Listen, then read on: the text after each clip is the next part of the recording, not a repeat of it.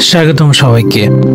আপনাদের এখন আমরা নিয়ে এসেছি ভাঙা গোল চত্বর, যেটা ভাঙার প্রাণকেন্দ্র, দক্ষিণাঞ্চলের প্রবেশদ্বারে।